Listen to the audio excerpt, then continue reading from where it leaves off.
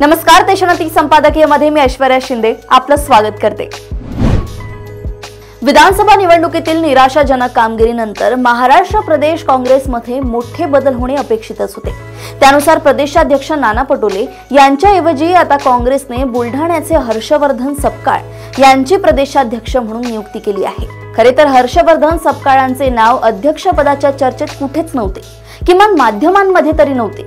पक्षाने अचानक इतकी मोठी जबाबदारी त्यांच्यावर दिल्याने प्रदेश काँग्रेसमध्येही अनेकांनी आश्चर्य व्यक्त केले।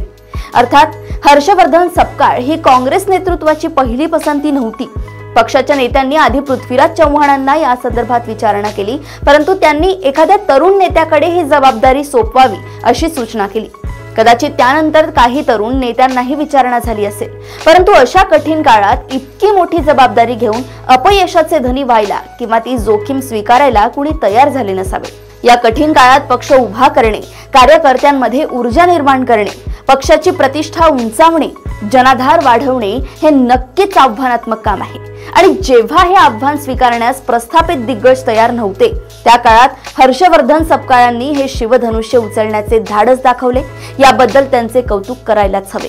विदर्भ यापूर्वी काँग्रेसचा गड मानला जायचा, परंतु नंतरच्या काळात नेत्यांच्या वैयक्तिक हेवे दाव्यांमुळे या गडाची तटबंदी ढासळू लागली।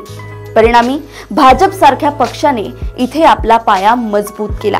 या पृष्ठभूमीवर कोणत्याही वादात न अडकलेल्या, कोणत्याही गटातटाचा शिक्का नसलेल्या, सगळ्यांना घेऊन चालू शकणारा आणि सगळ्यांना चालणारा स्वच्छ चेहरा म्हणून हर्षवर्धन सपकाळ यांची निवड काँग्रेस नेतृत्वाने केली असेल तर ती जितकी अनपेक्षित तितकीच स्वागतार्ह म्हणायला हवी।